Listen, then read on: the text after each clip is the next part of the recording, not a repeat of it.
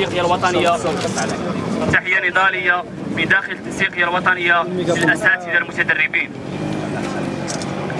لابد أن نشكر جزيل الشكر جميع الهيئات الحقوقية والحزبية والنقابية الداعمة والمناضلة والمتضامنة مع الأساتذة المتدربين لما طالهم من قمع همجي في إنزكان وجميع المناطق في ربوع المملكة.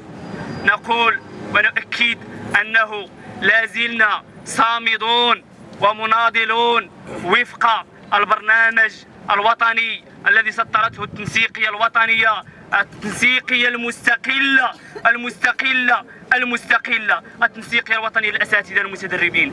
نقول بأنه لا للمرسومين الوزاريين المشؤومين. المرسوم الأول 15/22/588 القاضي بفصل التكوين عن التوظيف، يعني خوصصة التعليم بالعربية عرفت.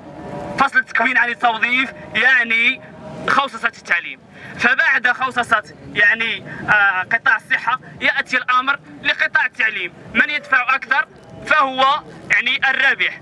نقول ونؤكد بأننا لن نقبل بهذين المرسومين. المرسوم الثاني 15/22/589 القاضي بتقليص المنحة إلى أكثر من نصف. كيف يعقل للقضية التي يعتبرها قضية وطنية وهي قضية التعليم، قضية الثانية بعد قضية وحدة الترابية؟ كيف يمكن لأستاذ متدرب أن يعيش بمنحة ب1200 درهم؟ كيف يمكن وكيف يعقل بتقليص المنحة من 2450 إلى 1200 درهم؟ هذا يعني بالملموس بأنه الشعارات الرنانة التي لطالما سمعناها في قنوات رسمية سواء كانت دونزيماوي الأولى فهي شعارات وأماني معسولة فقط. نقول ونؤكد وندين بشدة القمع الذي طال أساتذة المتدربين اليوم بالقنيطرة، ونقول بأنه لا لقمع الأساتذة، نعم لفتح حوار، نعم للحوار. ونؤكد كذلك على أننا لازلنا صامدون. كما نؤكد كذلك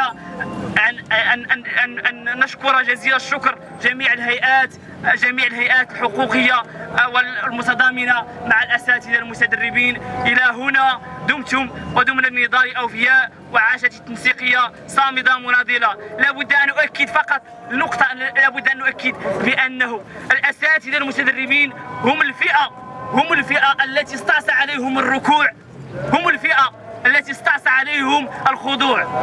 لذا لابد النضال والصمود المكاسب ستعود، النضال والصمود المكاسب ستعود، النضال والصمود المكاسب ستعود، النضال والصمود المكاسب ستعود. قلت بأن فئة الأساتذة المتدربين هي الفئة التي أبت الركوع، التي أبت الخضوع لتوصيات سواء كانت لابن رئيس الحكومة أو لوزير التربية الوطنية.